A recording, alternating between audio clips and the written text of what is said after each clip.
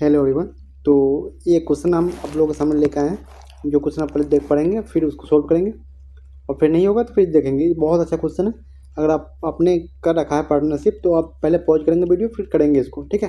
ये पार्टनरशिप का बहुत ही बढ़िया क्वेश्चन है। तो अगर आपने पहले नहीं कर रखा है तो आपको लगेगा कि कितनी अच्छे से पार्टनरशिप का क्वेश्चन बन सकता है, या कैसा एग्जाम में पूछा जा सकता है। ये क्वेश्चन जो मैं लिया है वो NTPC के एग्जाम में आया वो क्वेश्चन है, ठीक है। चलिए देखते हैं। बोला M और N एक व्यवसाय शुरू करते हैं। M 3 महीने के लिए N के निवेश से 46,000 अधिक निवेश करता है, और N 4 महीने के लिए निवेश करता है। कुल लाभ 1359 है। तो M का हिस्सा N के हिस्से से 453 अधिक है। तो M द्वारा निवेशित पूंजी ज्ञात कीजिए। देखिए, मानता हूँ कि M का जो M है और एक N है, ठीक है। एक थोड़ा सा आपको पीछे से बैकग्राउंड समझाता हूँ कि क्या होता है। आप जब भी कोई चीज़ निवेश करते हो, जैसे मैं बोलूँ कि आपने क्या निवेश किया, जो प्रॉफिट का जो रेशियो होता है, प्रॉफिट का जो रेशियो होता है किस पे डिपेंड करता है कि आपने कितना इन्वेस्टमेंट किया और कितने टाइम के लिए इन्वेस्ट किया, है ना। तो इन्वेस्टमेंट इंटू टाइम का जो रेशियो होता है वही रेशियो होता है प्रॉफिट का। ऐसा है कि 5 रुपये किसी ने इन्वेस्ट किया, वो 4 महीने के लिए किया, है ना। और कोई दूसरा आदमी ए ने 5 रुपये इन्वेस्ट किया 4 महीने के लिए। कोई भी दूसरा आदमी है जो 7 रुपये इन्वेस्ट कर रहा है 2 महीने के लिए। तो हम पूछेंगे कि ये दोनों का जो अगर आएगा इस बिजनेस, दोनों में ए और बी दोनों बिजनेस करता है, ठीक है, दोनों साथ में बिजनेस करते हैं। तो इसका अगर हम पूछें कि 4 महीने के बाद जो इसका जो प्रॉफिट का रेशियो हो क्या होगा, तो इस जगह 5 का 20 हो जाएगा और 7 दूना 14 हो जाएगा। इसको हम काट देंगे तो 7 दूना 14 और 10 दूना 20, तो 10:7 हो जाएगा क्या, इसके प्रॉफिट का रेशियो, ठीक है। इसमें मैं आपको जब भी प्रॉफिट की बात करें तो उसमें इन्वेस्टमेंट और टाइम का मल्टीप्लिकेशन देखा जाता है कि कितना रुपया कितना समय तक उन्होंने निवेश किया, ठीक है। तो आपको ये बात समझ में आनी चाहिए। चलिए इसी पर शुरू करते हैं, इसको देखते हैं, क्वेश्चन करते हैं। क्वेश्चन ये कह रहा है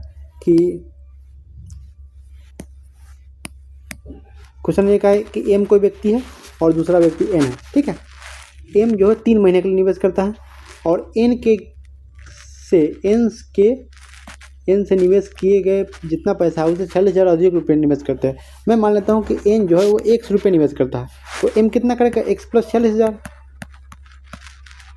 ठीक है।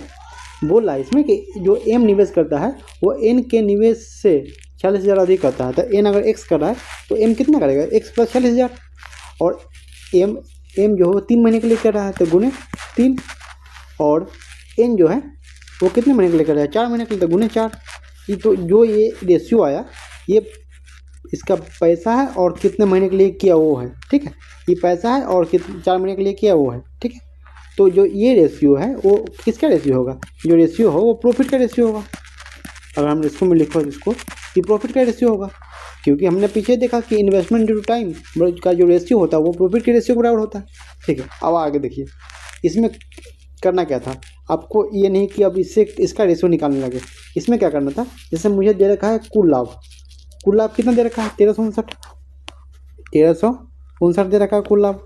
और अगर आपको मैसेज बता दूँ एक बार कि जैसे कि आपको पता है कि M और जो भी लाभ होगा, ठीक है, मान लो कि 5 लाभ होता है, 10 लाभ होता है, कुछ भी लाभ होता है, तो M + N का जो भी प्रॉफिट होगा, ठीक है, उसमें से M का हिस्सा निकलेगा, है ना। अगर हमको निकालना है कि टोटल लाभ है 20, है ना, और M का हिस्सा उसमें में से 5 है, तो क्या हो जाएगा 1/4, और फ्रैक्शन निकाले तो आप समझ रहे जो मैं बताना चाह रहा हूँ। मैं ये बताना चाह रहा हूँ कि अगर यहाँ पे M + N अगर टोटल लाभ अगर बात करें कि टोटल कितना प्रॉफिट हुआ, तो M + N का टोटल वैल्यू कितना है। अगर हम बात करें कि M और N का जो प्रॉफिट का रेशियो अगर इस रूप में दे रखा है, तो अगर हम लिखना चाहें M + N का वैल्यू कितना है, 1359, प्रॉफिट का वैल्यू 1359 M + N के प्रॉफिट का। और ऊपर क्या दे रखा है, ऊपर दे रखा है कि M और M का हिस्सा N के हिस्से से इतना अधिक है, मतलब क्या, M - N का वैल्यू दे रखा है, ऊपर दे रखा ना भाई, M - N का वैल्यू दे रखा है, ऊपर क्या दे रखा है, 453। अगर हम इसको रेशियो से काट दें तो क्या हो जाएगा यहाँ से काटेंगे 4 3 12 1/3 आ जाएगा। इसका मतलब मुझे यहाँ से क्या पता चलता है, यहाँ से मुझे ये पता चलता है कि अगर टोटल यहाँ से हम ये भी निकाल सकते हैं, जैसे कि और टोटल प्रॉफिट 3 यूनिट था, तो जो एम और एन का जो ये है मतलब अंतर है वो 1 यूनिट है। यहाँ से हम इसको ऐसे निकाल सकते हैं कि m माइनस एन बटे m प्लस एन बराबर 1/3। इसको हम शॉर्ट करेंगे और ज़्यादा, तो यहाँ से निकालेंगे, इसको ऐसे लिख सकते हैं m प्लस एन बटा m माइनस एन बराबर 3/1। अगर इसको और करना चाहें तो अगर हम क्या करेंगे, दोनों तरफ यहाँ से एम एन का वैल्यू निकाल लेंगे। क्या निकालेंगे, तो m बटा एन हो जाएगा, इसको क्या बोलते हैं 3 1 4 और 3 में से 1 गए तो 2 हो जाएगा 2/1। इसका मतलब क्या हुआ कि m का जो प्रॉफिट का रेशियो है वो n के प्रॉफिट के रेशियो से, यहाँ से मैंने क्या किया, यहाँ से मैंने सिर्फ ये किया है कि मैंने यहाँ से क्या किया, मैंने सिर्फ m और n का रेशियो निकाल लिया यहाँ से। तो m और n का जो प्रॉफिट का रेशियो आया वो 2:1 आया, मतलब m का जो प्रॉफिट का रेशियो 2 है और n का 1 है। तो हम सिर्फ इसको इसमें पुट कर देंगे, पहले जो इक्वेशन मैंने बनाया था यहाँ पे उसको क्या करेंगे इसमें पुट कर देंगे। तो यहाँ पर m का वैल्यू कितना है 3 इंटू एक्स प्लस 46,000 1 2 3, और जो n का है वो n का है 4 इंटू एक्स बराबर 2/1।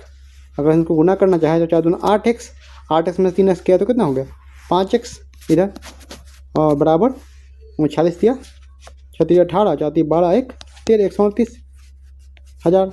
5 से अगर काटते हैं इसको हम क्या हो जाएगा 5 दूना 10 और 5 7 35 और 35 और 3 और 0 5 6 30 2 7 6 0 तो एक्स का वैल्यू नहीं निकल गया। तो मुझसे क्या पूछा गया यहाँ पे, मुझसे ये पूछा गया है कि एम द्वारा निवेशित पूंजी ज्ञात कीजिए। तो एम द्वारा क्या निवेशित पूंजी है एक्स प्लस 40,000, एक्स का वैल्यू मुझे निकल गया यहाँ पर 276,000 है ना। तो 276,000 हाँ उसमें 40,000 जुड़ जाएगा, 40 1 2 3 0 0 6 7 6 13 और 4 3 7 4 2 6 1 7, तो 73,000 जो 73,600 जो आया वो क्या आया एम द्वारा निवेशित पूंजी आया। ठीक है, तो आपको आई होप कि समझ में आया होगा, बहुत अच्छा क्वेश्चन था और इसलिए मैंने इस क्वेश्चन को अलग से कराया है। वो ऐसे आपको पता हो कि मैंने एनटीपीसी में जो भी क्वेश्चन आया है उसका एक सीरीज चला रखा है, अगर आप नहीं देख रहे हैं तो आप उसको जाकर देखेंगे, बहुत अच्छे अच्छे क्वेश्चन आए हैं और मैंने कराया है। ये क्वेश्चन मुझे बहुत अच्छा लगा इसको, इसलिए मैंने अलग से कराने का सोचा और ये आपको मिल गया। ठीक है, धन्यवाद। आज की वीडियो इतना ही।